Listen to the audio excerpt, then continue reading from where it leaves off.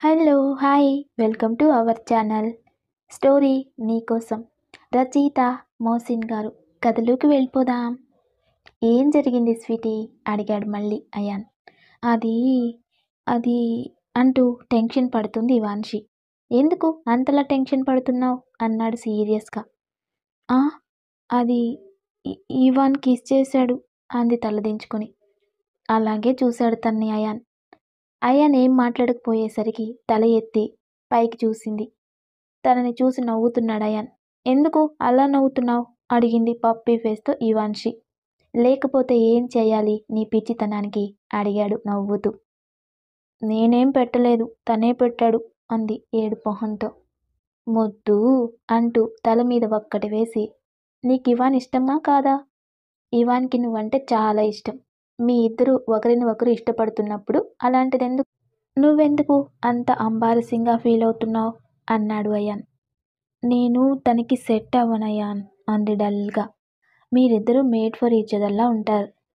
తనింకా ఏం మాట్లాడకుండా సైలెంట్గా ఉంది. వాళ్ళ ఆర్డర్ రావడంతో డిన్నర్ కంప్లీట్ చేసి కొంచెం సేపు బయట తిరిగి ఇవాన్షిని ఇంటి దగ్గర డ్రాప్ చేసి వెళ్ళిపోయాడు అయాన్.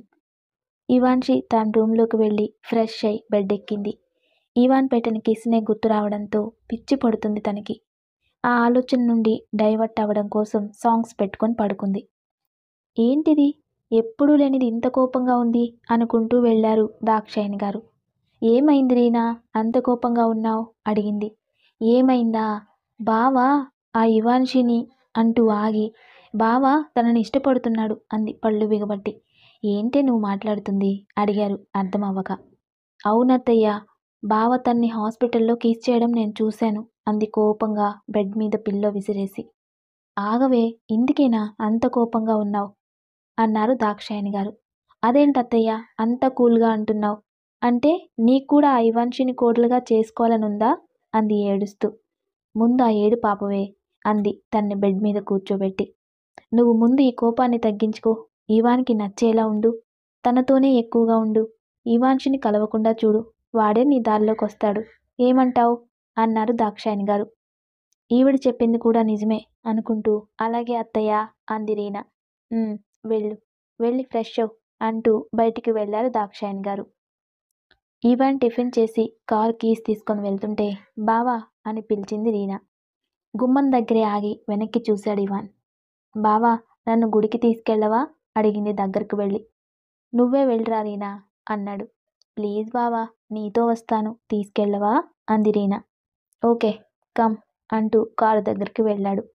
నవ్వుతూ వెళ్ళింది రీనా వెనకాలే. ఏంటి రీనా ఇవాళ శారీ కట్టావు? ఏమైనా స్పెషలా? అడిగాడు కార్ డ్రైవ్ చేస్తూ ఇవాన్. ఏం లేదు బావా, కట్టుకోవాలి అనిపించింది, కట్టుకున్నా అంతే అంది రీనా. ఇంత సడన్గా గుడికెందుకో అన్నాడు ఇవాన్. ఏ బావా రాకూడదా? అంటుంది రీనా. అలా అని కాదు, నువ్వెక్కువగా టెంపుల్స్కి తిరగవు కదా అన్నాడు ఇవాన్. బావా అంది ఏడుపు మొహంతో. సారీ సరదాగా అన్నాను అన్నాడు నవ్వుతూ ఇవాన్. గుడి రావడంతో సైడ్కి కారు ఆపాడు. తను కారు నుండి దిగుతూ నువ్వు రావా బావా అంది ఇవాన్ని చూస్తూ. లేదు నువ్వు వెళ్ళిరా ఫాస్ట్గా అన్నాడు కారులోనే కూర్చొని. ఈ ఒక్కసారికి రావచ్చు కదా బావా అంటుంది ప్లీజింగ్గా. నో రీనా నన్ను ఫోర్స్ చేయొద్దు ప్లీజ్ అన్నాడు తన్ని చూస్తూ. ప్లీజ్ బావా నా కోసం ఈ ఒక్కసారికి రావా అంటూ చనువుగా చేయి పట్టుకుంది.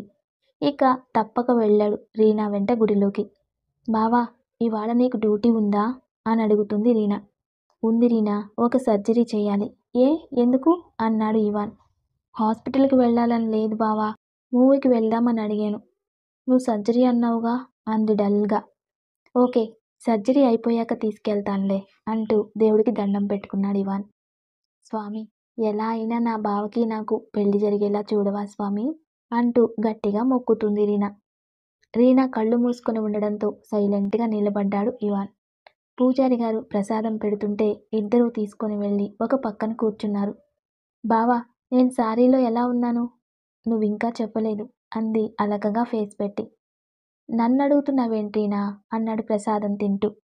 తనని ఒకసారి చూశాడు. రెడ్ కలర్ జార్జెట్ శారీ, చేతులకి గాజులు, లూజ్ హెయిర్, లైట్ మేకప్, సింపుల్గా రెడీ అయింది. చెప్పాక ఫీల్ అవ్వద్దు అన్నాడు తన్నే చూస్తూ. ఇవాన్కి కోపం ఎక్కువగా రాదు. అందరితో నార్మల్గా కూల్గా ఉంటాడు.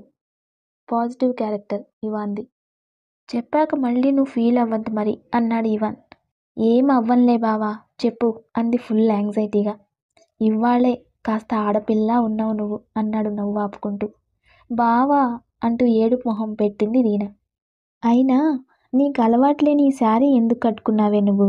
నువ్వు నీలాగే ఉండు, అంతేకాని అలవాట్లేనివి ట్రై చేయకు అని అక్కడి నుండి లేచి ముందుకు నడిచాడు ఇవాన్.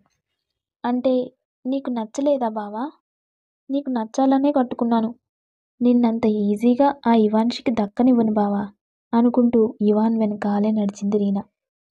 రీనాని ఇంటి దగ్గర దించి అక్కడి నుండి తన హాస్పిటల్కి వెళ్ళాడు ఇవాన్. గుడ్ మార్నింగ్ సార్ అంటూ విష్ చేస్తుంటే స్మైలీ ఫేస్తో విష్ చేస్తూ వెళ్ళాడు తన క్యాబిన్కి. సార్, పేషెంట్ కండిషన్ చాలా క్రిటికల్గా ఉంది అంటూ వచ్చింది నర్స్. ఎక్కడున్నాడు అంటూ తన సెటస్కోప్ తీసుకొని వెళ్ళాడు అక్కడి నుండి. ఆపరేషన్ థియేటర్లో ఉన్నాడు సార్ అంటూ తన వెనుకే వెళ్ళింది నర్స్ కూడా. సార్, ఎలా అయినా కాపాడండి నా భర్తని అంటూ ఏడుస్తుంది పేషెంట్ భార్య. వాళ్ళని పట్టించుకోకుండా వెళ్ళాడు లోపలికి. అక్కడ 2 డాక్టర్స్ ఉండడంతో ఏమైంది అని అడుగుతూ ఫాస్ట్గా చెక్ చేస్తున్నాడు బెడ్ దగ్గరికి వెళ్ళి. ఇతని బ్రెయిన్లో బ్లడ్ క్లాట్ అయింది సార్, చాలా సీరియస్గా ఉంది అన్నారు అక్కడి డాక్టర్ ఆర్య గారు. సర్జరీకి ఏర్పాట్లు చేయండి ఫాస్ట్గా అన్నాడు. సార్, కానీ వాళ్ళు అమౌంట్ కట్టలేదు సార్ అన్నాడు అక్కడే ఉన్న ఇంకో డాక్టర్. ఇది హాస్పిటల్, ఒక మనిషికి ప్రాణం పోయాలి, అంతేగాని వాళ్ళ ప్రాణాలతో బిజినెస్ కాదు చేయాల్సింది అంటూ ఇది నా హాస్పిటల్, ఉన్న వాళ్ళకి లేని వారికి వైద్యం అందించాల్సిందే, తరువాతే డబ్బు అని ఒక్కసారిగా క్లియర్గా అరిచాడు ఇవాన్. ఇవాన్ వాయిస్కి భయపడి సారీ సార్ అన్నాడు. అక్కడే ఉన్న 2 నర్సులు కోపంతో ఎర్రబడ్డ ఇవాన్ కళ్ళని చూసి ఫాస్ట్గా సర్జరీకి ఏర్పాట్లు చేసి రెడీ సార్ అంటూ అతని పక్కన నిలబడ్డారు. 3 అవర్స్ సర్జరీ తర్వాత బయటకు వచ్చాడు ఇవాన్ రూమ్ నుండి. ఆ పేషెంట్ ఫ్యామిలీ మెంబర్స్ రూమ్ బయటే ఉన్నారు భయంగా. ఇవాన్ బయటికి రాగానే సార్, మా ఆయనకి ఎలా ఉంది సార్ అంటూ వచ్చారు కంగారుగా ఏడుస్తూ. మీరు భయపడాల్సింది ఏం లేదమ్మా, సర్జరీ సక్సెస్ అయింది, ఇంకో 2 గంటల్లో అతన్ని రూమ్కి షిఫ్ట్ చేస్తారు అని చెప్పాడు కూల్గా ఇవాన్. మీకెప్పటికీ రుణపడి ఉంటామండి అంటూ దండం పెట్టబోయింది తను. వద్దు, నాకు ఇలాంటివి నచ్చవు అన్నాడు కొంచెం వెనక్కి జరిగి. దండం పెట్టింది కన్నీళ్లతో. చిన్నగా నవ్వి అక్కడి నుండి తన క్యాబిన్కి వెళ్ళాడు. వెంటనే తన అసిస్టెంట్ ఆర్యాని పిలిచాడు. ఏంటి సార్ పిలిచారు అన్నాడు. ఇంకో సర్జరీ ఉంది కదా, ఎన్నింటికి అడిగాడు ఆర్యని చూస్తూ. సార్, ఇంకో 1 అవర్లో సార్ అన్నాడు కొంచెం భయంగా. అతన్ని వింతగా చూస్తూ ఎందుకు అలా భయపడుతున్నావు, నేను మరీ రాక్షసుల్లా ఉన్నానా అంటూ సీటు వెనక్కి ఆనుకున్నాడు. అలా ఏం లేదులే సార్ అన్నాడు అలకగా ఫేస్ పెట్టి. మరి ఎందుకు అలా భయపడుతున్నావు అన్నాడు ఇవాన్. ఇందాకలా మీ కోపాన్ని చూసి భయమేసింది సార్ అంటుంటే దాని గురించి వదిలేయ్, వెళ్ళి నీ వర్క్ చూసుకో అన్నాడు నవ్వుతూ. ఆ రోజంతా హాస్పిటల్లోనే ఉన్నాడు ఇవాన్. ఇవాన్షిని కూడా కలవలేదు.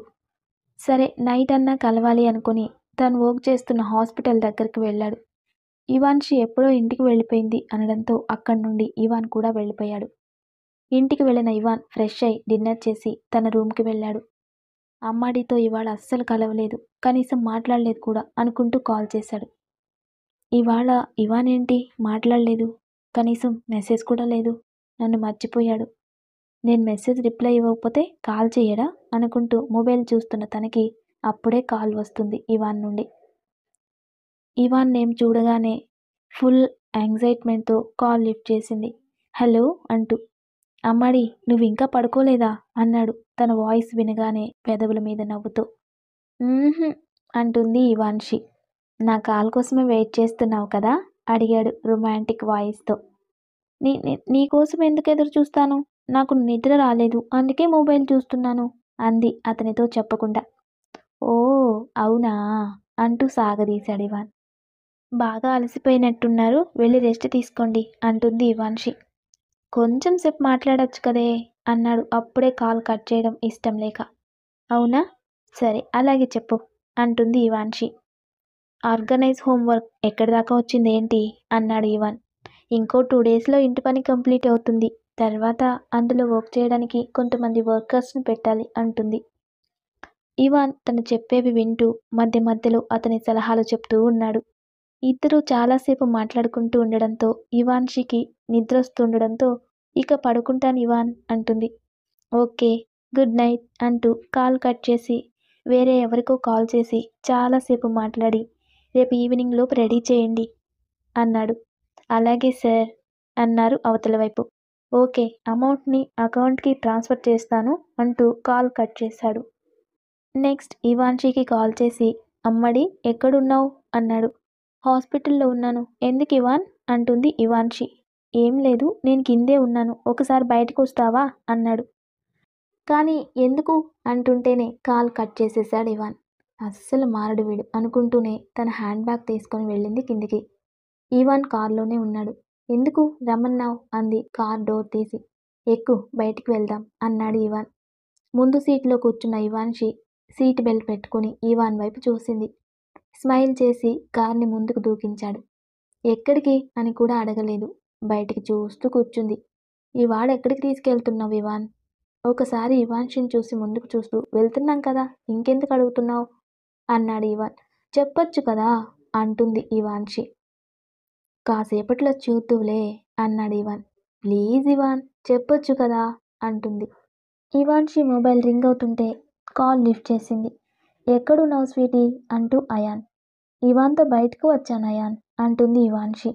అవునా, అయితే ఆల్ ది బెస్ట్. దేనికి అడిగింది. ఎందుకో చెప్పాడు అర్థం అవ్వక. అంటే బయటకు తీసుకెళ్తున్నాడు కదా, ప్రపోజ్ చేస్తాడేమో అన్నాడు అయాన్. గుండె జల్లుమంది ఇవాన్షికి. ఇవాన్ని చూస్తుంది కళ్ళు రెండు పెద్దవి చేసి. ఏమైందమ్మాడి అడిగాడు కారాపి తన్ని చూస్తూ. ఏం లేదు, నువ్వు పోని అని ఇవాన్తో అంది. ఏం మాట్లాడుతున్నావురా అడిగింది ఇంకా తగ్గని కంగారుతో. ఇవాళ ఫిబ్రవరి 14th మర్చిపోయావా అన్నాడు అయాన్. అప్పుడు గుర్తొచ్చింది అమ్మడికి ఇవాళ లవ్వర్స్ డే అని. అందుకే ఇవాన్ బయటికి తీసుకెళ్తున్నాడా ఏంటి అనుకుంటుంది మనసులో. హలో స్వీటీ అన్నాడు అయాన్. హా చెప్పు అయాన్, మాట్లాడవేంటి స్వీటీ? అదేం లేదులే, బాయ్ అంటూ ఫోన్ కట్ చేసేసింది. హలో హలో అంటుంటేనే కాల్ కట్ అయింది. నిజంగానే నాకు ప్రపోజ్ చేస్తాడా ఏంటి అని ఆలోచిస్తుంది. కార్ని ఒక చోట ఆపి దిగు అన్నాడు. కారు దిగి ఇవాన్ని చూసి చుట్టూ చూసింది. అది నాగార్జున సాగర్. వావ్ ఇవాన్, చాలా బాగుంది అంటూ కొంచెం ముందుకు వెళ్ళింది. అన్ని గేట్స్ తీయడం వల్ల పైనుండి ఫుల్గా పడుతున్న వాటర్, కిందగా మళ్ళీ ఆ ఫోర్స్కి పైకి లేస్తున్న వాటర్, పక్కనే చాలా పెద్ద పెద్ద చెట్లు. వావ్ ఇవాన్, చాలా బాగుంది అంటూ గట్టిగా అరుస్తుంది ఇవాన్షి. తను అలా అరుస్తుంటే అందరూ తననే చూస్తున్నారు. అమ్మాడి, ఇక్కడ మనమే కాదు ఇంకొంతమంది ఉన్నారు అన్నాడు వాళ్ళని చూస్తూ. నువ్వేంటి ఇవాన్, ఇంత దూరం తీసుకొచ్చి మళ్ళీ ఆపుతావేంటి అంటూ ఇవాన్ని అస్సలు పట్టించుకోవడం లేదు ఇవాన్షి. అలా అని కాదమ్మాడి. ఇవాన్ మాటలు అస్సలు పట్టించుకోకుండా వాటర్ని చూస్తూ అక్కడే చాలా ఫొటోస్ దిగుతుంది. ఇవాన్ కూడా అంతా చూస్తూ తనతో పాటే కలిసి ఫోటోలు దిగుతూ చాలాసేపు అక్కడే ఉన్నారు. అమ్మాడి, ఇక వెళ్దామా అన్నాడు ఈవినింగ్ అవుతుండడంతో. అప్పుడేనా అంది డల్గా ఫేస్ పెట్టి. మళ్ళీ లేట్ అవుద్దమ్మాడి అంటుంటే, అదేంటి ఇవాన్ అలా అంటున్నావు? ఇంకా ఇక్కడ చూడాల్సినవి చాలా ఉన్నాయి కదా, అప్పుడే తీసుకెళ్తా అంటున్నావేంటి అంటుంది ఇవాన్షి. అది కాదమ్మాడి, రేపు చూడొచ్చు కదా, ఇవాళ లేట్ అయింది వచ్చేసరికి. కాసేపు వెళ్ళి రెస్ట్ తీసుకో, మళ్ళీ తర్వాత వద్దాం, ఓకేనా అన్నాడు ఇవాన్. నైట్ టైం ఇంకా బాగుంటుంది అన్నాడు.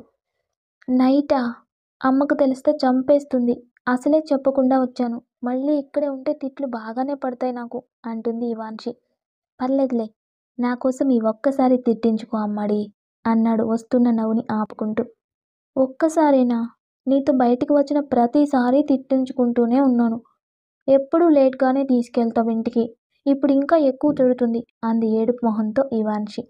ఏం అవ్వదులే అమ్మాడి, నువ్వెందుకు అంతలా భయపడుతున్నావు అన్నాడు ఇవాన్. పద వెళ్ళిపోదాం ఇక్కడి నుండి అంటూ కార్ దగ్గరికి వెళ్ళింది. ఏయ్ ఆగాగు, నేను చెప్పానే ఆంటీకి అన్నాడు ఇవాన్. ఏంటి అంటూ ఆగి వెనక్కి చూసింది. నిజంగానే నేను చెప్పి తీసుకొచ్చానే, 2 days ఇక్కడే ఉంటున్నాం, ఫుల్గా ఎంజాయ్ చేయి అన్నాడు నవ్వుతూ. ఇవాన్షి బ్యాగ్ నుండి తన మొబైల్ తీసి వాళ్ళ అమ్మకి కాల్ చేసింది. చెప్పు స్వీటీ అన్నారు వాళ్ళ అమ్మగారు. అమ్మా, ఇవాన్ నన్ను నాగార్జున సాగర్ తీసుకొచ్చాడు అంది భయంగానే. నాకు చెప్పే నిన్ను తీసుకెళ్లాడు స్వీటీ అన్నారు వాళ్ళ అమ్మగారు. అమ్మా, మరి నాకెందుకు చెప్పలేదు అంది అలకగా. తనకి సర్ప్రైజ్ ఇవ్వాలి అనుకుంటున్నాను ఆంటీ, చెప్పకండి అన్నాడు. అందుకే చెప్పలేదు అన్నారావిడ. ఎక్కడున్నారు అని అడిగింది వాళ్ళమ్మగారు. సాగర్లోనే ఉన్నాం అంటుంది ఇవాన్షి. అలాగే ఎక్కువసేపు బయట తిరగకుండా రూమ్కి వెళ్ళండి అన్నారావిడ.